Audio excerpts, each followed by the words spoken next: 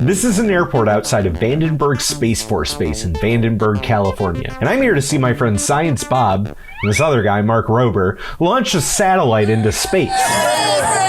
No, seriously, they only gave these babies to VIPs. Like Science Bob. We're here, and I don't know where my hair and makeup pre-claw. Even though this is pretty much perfect. We're the production crew. Or me. TV Trap. Find them on E-Bombs World. Find them on Homestar. Yeah, Homestar Runner. But for now, let me tell you why I'm here checking off one of my bucket list items.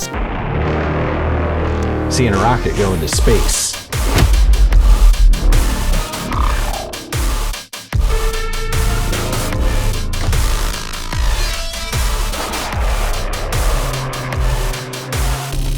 Now it's CrunchLabs.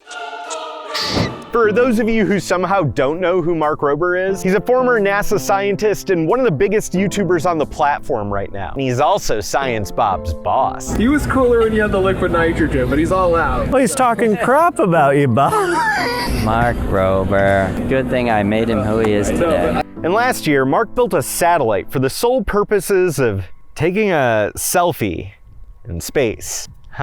Fans of this channel might remember around the same time last year, I made 2 videos about something called the final experiment, where they were going down to Antarctica to see the midnight sun and prove that the world wasn't flat. And you can consider this a 3rd video in that series, because if Mark is successful, he's promised to make the overview effect, that feeling that astronauts describe when they see the Earth from space for the first time, available to everyone for free, not just Katy Perry. All they'll need to do to prove the Earth is a sphere is upload a selfie of themselves to that satellite, and it'll take a picture of them with our very spherical Earth in the background. And I'm here in Vandenberg because step 1 of that plan is, to send the satellite to space. So Mark put on a special live stream event for CrunchLabs members to come out and see all his hard work get launched into orbit on a Falcon 9 rocket. Or explode. Those are the ones that come back and land after they're done, which was a major innovation in space travel from what I've heard from Science Bob. With that, you get to reuse a rocket. And they have used rockets like 25 times. They reduce the cost of space travel. But now, this rocket is interesting because it's paying customer. They do not want to use a 25th launch. They also don't want to use a first launch. This is a newer rocket, but not a new rocket. Okay, so this is 5th launch, maybe? Yeah. Okay. Now, Bob knows a lot about this rocket launch because he works really closely with Ian, Mark's chief engineer, who's one of the smartest people I know and the brains behind SatGus. I joined the satellite team back in 2023 when we had identified the satellite partner, Tyvek International, based out of Italy, and we were in need of finalizing the details on the payload. The payload is the part of the satellite that does the thing. So in our case, it's the Google Pixel 7 Pro, powered by a Raspberry Pi CM4, and of course the camera, and then associated power supplies and other things. The hardest part about working on SatGus was the unknown unknowns. There's things you know, there's things you don't know, there's things you don't know that you don't know. That's the hardest part.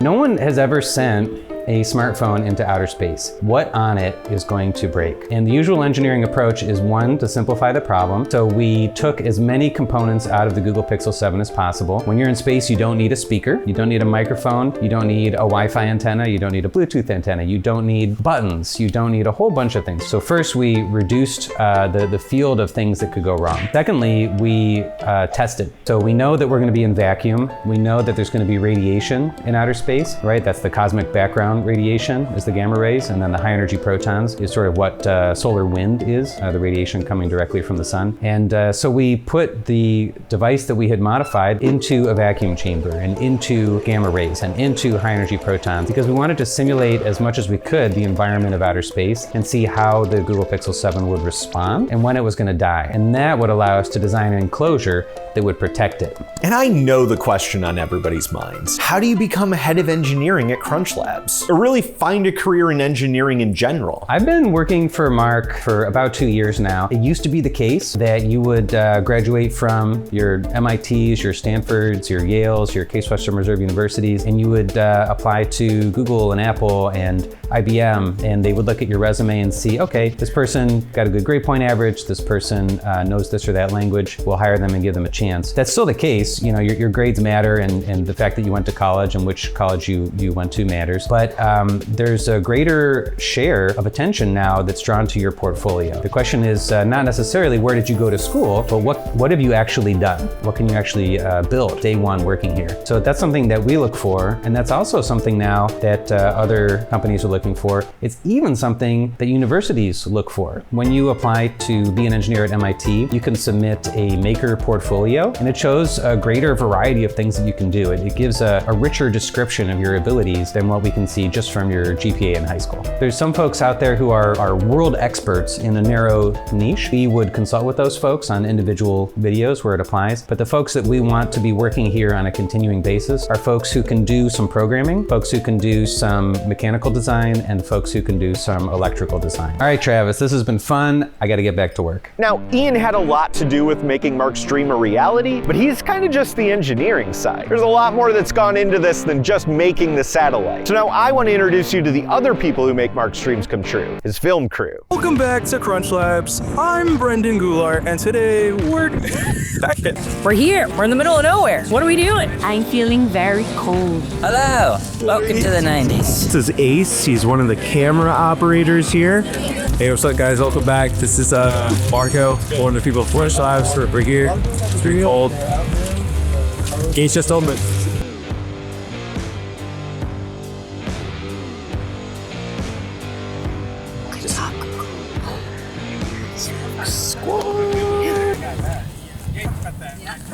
Alright, I've come to give you a MacBook Pro. Whoa. Thank you. You're welcome. Like I said, I'm a very important person.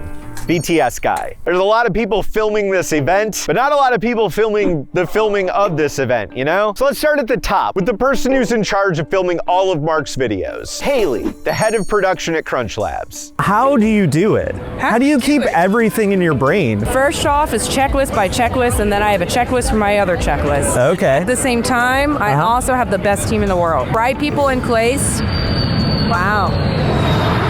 In that. Very cool. The best part about having a great team is that when you look at them, we can communicate without having to talk. And they do an incredible job to make sure everything works in perfectly orderly fashion. Who's the best of them? I can't play favorites. The biggest thing is finding, people's strengths, finding their weaknesses, and then you fit them all together like a puzzle. When I have a person that's strong in this area and maybe weak in that area, I make sure I have a person that is strong in their weakness, and I make sure in their weakness I have a person, so that just kind of dominoes, so that we all cover each other. Only thing, funny enough, yesterday that went wrong is that we have a lot of production vehicles. Rolling production vehicles, it should always be half tank of gas left, and the key should be left. Funny enough, we had a subscriber come early, all the way from Australia, and when they came from Australia, we accidentally took their vehicles. Because it had half gas. They left the keys, yes. Well, at least they were a subscriber. Best part is, as we talked about earlier, is that basically, it's always been foggy. Could not ask for a more beautiful person. Yeah, how did we do? Did Mark get the weather machine going? We did. It's Marcu just likes to walk by here. So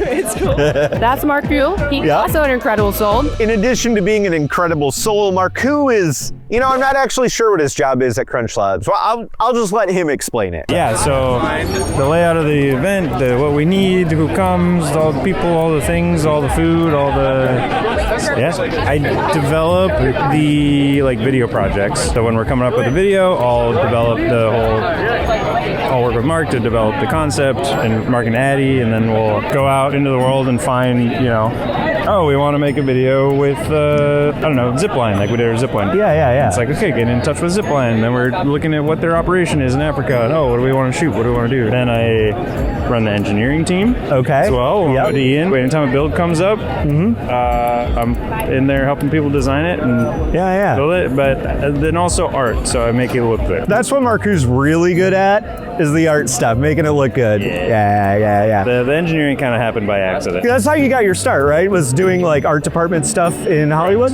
I have kind of gained the reputation of being able to build anything He's a very seasoned and intuitive builder. Started doing game shows. Okay. So big old game shows, like American Ninja Warrior, Strong, Ultimate Beastmaster. That's where I started learning like welding and fabrication and carpentry. I randomly got a call one day, and it was to work on a show. It sounded suspiciously like Mythbuster, and I was like, "This sounds," and they're like, "Well, yeah." So then I did a Mythbusters spin-off with Netflix. I met all the Mythbusters folks, and they were incredible, and I loved doing that. And that was probably my favorite show growing up. Oh yeah, same. Can't let this opportunity pass by. Yeah, and then did Mythbusters Junior, the Savage Wilds. Oh, nice. Shows with that whole crew, and then that's how I met Mark. Adam introduced me to Mark. Oh, nice. Yeah. For the squirrel video 1.0. Yeah, originally it was we were going to shoot Revengineers. And then COVID happened. COVID hit. Yeah. Hollywood shut down. Everything shut down. Everything shut down, yeah. He was like, well, I got squirrels. No, he hit me up and he was like, oh, I think about doing this like squirrel obstacle course. I submitted some jokey, funny stuff, and he really liked it.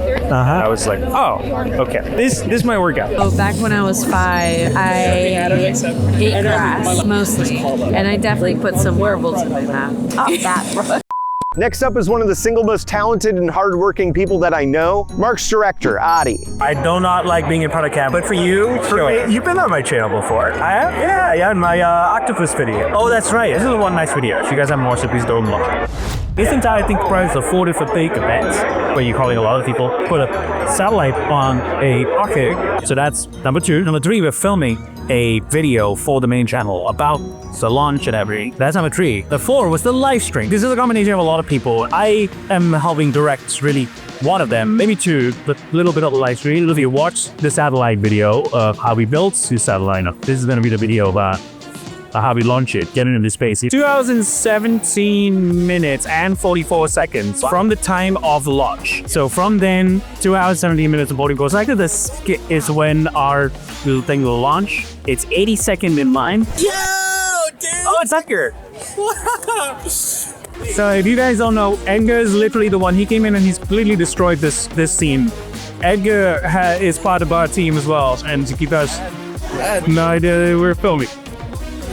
But yeah, did I interrupt? I know, yeah, filming. Nobody else, so that's okay. That's the magic Travis. Subscribe to Travis TV Travis. Subscribe to TV Travis. On that note, yep, they're calling me back. All right, bye, Adi. I guess I'm interviewing Alex now, who's kind of in charge of the data and analytics side of CrunchLabs. Dude, I'm a ghost. I make thumbnails, I make titles, and I look at numbers. How are the YouTube numbers doing? We're booming, especially on CrunchLabs. Like, I think CrunchLabs is so underrated. Like, it had almost as much growth as the Mark Rober channel this year, but it doesn't look as cool because percentage-wise, yeah, which is a big deal. It's the underdog. We have a full schedule planned out for CrunchLabs too. Fun people to collaborate with, more videos with our team. So it's been cool to see CrunchLabs evolve. We've kind of become a toy company, but that showcases some of like the key employees, like PDs. Started a toy company with the film studio, and then the toy company has now film studio. Become the It's like full circle. Full circle, little snake eating itself kind of thing, except it keeps getting bigger instead of smaller. But if they want to participate in all the fun CrunchLabs stuff,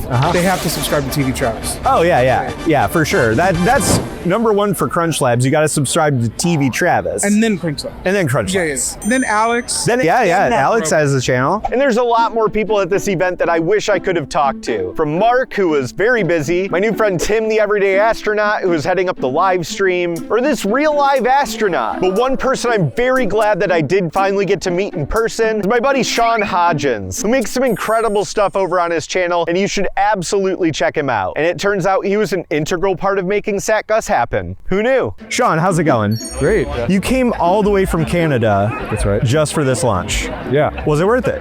Oh, absolutely. Nice. First launch. This was your first one too. I've seen so many streams. Yeah, same. It's like now I think I just need to start going to launch. Exactly, yeah. I was just talking to Marcu and he was like, oh, I gotta get up closer now. From the sound waves. I think we need to get like a whole crew together and go to Florida or something. Yeah. I actually had some hardware on that satellite. Oh, did you really? Yeah. Wait, hold on. Outside of CrunchLabs?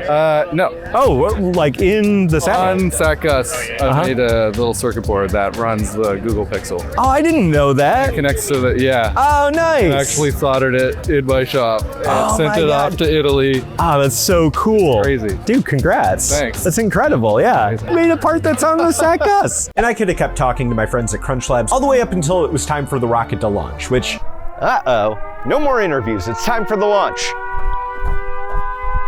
That's right, it was finally time for the main event, and you could feel the anticipation in the air, and Mark's anxiety. Ooh, I'm feeling the nerves. And I'm gonna admit right here, for once, I was really glad I'm not him. I just got to sit back with my camcorder and enjoy the show. And what a show it was.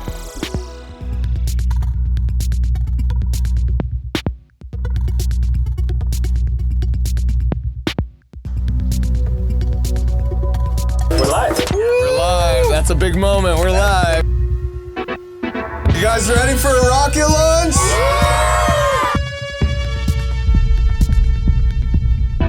We are less than a minute out. This is like 3 years of blood, sweat, tears, hard work from me and my team. There's a lot on the line here.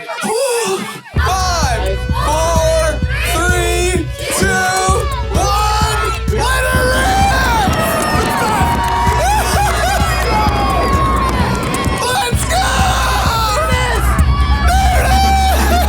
Ascending on 9 Merlin engines, propelling it into space. Look at that. It's glowing extremely bright because of the carbon being burnt off in the kerosene. It's almost as bright as the sun.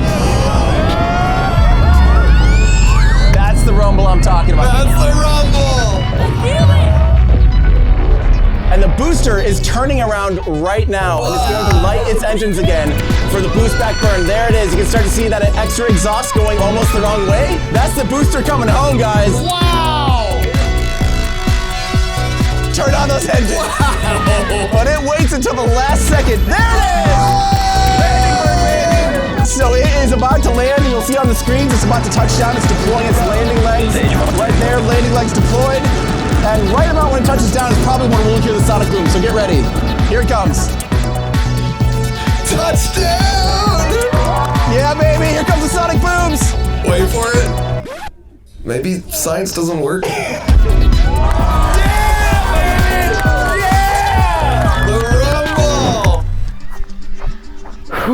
That was awesome. You know, seeing a rocket launch is something I've wanted to do since I was a little kid. I never wanted to be an astronaut when I was younger. I always kind of knew I wanted to do animation and video stuff, but that doesn't mean I haven't had a lifelong fascination with what's outside of our thin little atmosphere. When I see a picture of Earth from space, I get this feeling like I'm a cell from my own body, outside of myself, seeing my entire self. Like that scene in Osmosis Jones. Everything we've ever experienced and all the knowledge we've ever collected is contained on, in, and around this little sphere. This is similar to the thing I mentioned earlier, the overview effect. And maybe my favorite explanation of it comes from William Shatner, who said this after he got back from space. I looked down and I could see the hole that our spaceship had punched in the thin blue-tinged layer of oxygen around Earth. It was as if there were a wake trailing behind where we had just been. And as soon as I noticed it, it disappeared. When I looked in the opposite direction, into space, there was no mystery, no majestic awe to behold. All I saw was death. I saw a cold, dark black emptiness. It was unlike any blackness you could see or feel on Earth. It was deep, enveloping, and all-encompassing. I turned back towards the light of home. I could see the curvature of Earth, the beige of the desert, the white of the clouds, and the blue of the sky. It was life, nurturing, sustaining life. I had thought that going into space would be the ultimate catharsis of that connection I had been looking for between all living things. That being up there would be the next beautiful step to understanding the harmony of the universe. I discovered that the beauty isn't out there, it's down here, with all of us. Leaving that behind made my connection to our tiny planet even more profound. It was among the strongest feelings of grief I've ever encountered. The contrast between the vicious coldness of space and the warm nurturing of Earth below me filled me with an overwhelming sadness. Every day we are confronted with the knowledge of further destruction of Earth at our hands. The extinction of animal species, of flora and fauna, things that took 5 billion years to evolve. Suddenly we never see them again because of the interference of mankind. It filled me with dread. My trip to space was supposed to be a celebration. Instead, it felt like a funeral. Everything I had thought was wrong. Everything I had expected to see was wrong. Jesus. It was so moving to me. The Earth is a vulnerable object, so far singular in its existence in the universe. The overview effect is supposed to make you aware of how vulnerable this place actually is. Why am I crying? What has overwhelmed me with emotion to the point that I could hardly speak? I'm an actor. I should have been able to control it. I was unable to. It was like hearing the death of someone you love, and suddenly the world no longer exists, but this blinding emotional moment. But seeing a rocket launch, for me, is the reciprocal of that. Something I call the underview effect. When we bound to this Earth, experience human technology breaking free of our terrestrial bond, escaping our paper-thin atmosphere, we might be stuck on this Earth, but our aspirations and creations are not. Seeing a rocket launch was a reminder that human beings can do anything. Science is important, and we can achieve so much if we just work together. After the launch, obviously I was feeling a little emotional. I cried. You did? I did. Wow, it hit you. It really did. I wasn't expecting to, and then as soon as I saw it, I was like, oh, wow. Was it because SatGus was on there, or was it because you're just watching a piece of human ingenuity? It was the latter. A little bit of it was SatGus. A little bit. Fair enough. Fair enough. Yeah. So before I leave Vandenberg, I just want to do a quick vibe check on everybody to see how they're feeling after the launch. Yeah, the thing that surprised me was how bright the flame was. Yeah. You don't miss it. I know. Why not? Yeah, so that was cool. And then I loved the sonic boom. Yep. The coming down one was real cool, yeah. And now it's up there somewhere. And in about like 2 hours, SatGus will be spit out, and hopefully we get a message back and we get a selfie back. Our first CrunchLabs rocket launch. First of many, hopefully. Yeah, maybe. We gotta go figure out the next satellite. We gotta start building in a week. We gotta go plan. Okay. All right, bye, Bob. That was cool. And like, it's weird seeing something that big falling that fast. A big building actually falling would go slower, because there would just be more drag. It would fall slower, yeah, sideways. So it's like, so weird to see something so big falling so fast. We just launched a rocket.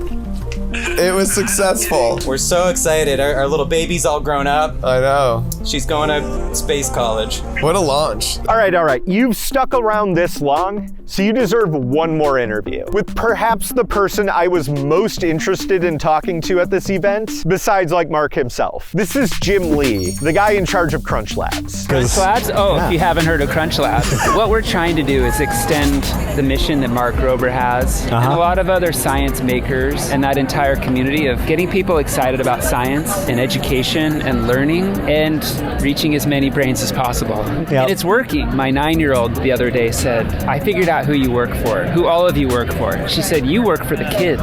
And I kind of broke down because I'm like, she figured that out. And I told her that was really insightful. And she's like, duh, it's obvious, Dad. But really, it is actually an insightful thing because we're trying to do this to help kids have these experiences and exposure to STEM careers that they don't have otherwise. And that's really important to all of us. And also like starting with that entertainment and that spark. That's what CrunchLabs is. It reflects Mark and the broader science maker creator community. You get so kind of like caught up at work with what you're doing, but like coming out to events like this, it's like, oh yeah, I am making a difference in the world. We're doing it as a team and as a community, which is really cool. Now, like I said, this was just one part of a larger journey that Mark has been on to send a satellite to space and beam some selfie pictures down to people. So go check out his video to see how all the drama played out after this. You know, why not? I'll spoil it a little bit. Here's a little preview of my own space selfie. And on the way back from Vandenberg, I snapped this picture. And you tell me, does that look like a happy face?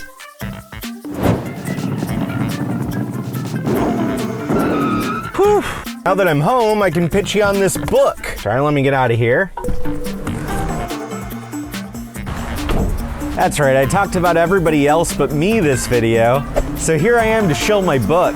This is called Primal Voices. It's a short story collection I was published in not long ago, featuring a bunch of stories about dinosaurs interacting with people. My story's about a group of scouts camping in the woods, and then they find a raptor. So if that sounds interesting to you, check out the link in the video description. And as always, thanks for watching.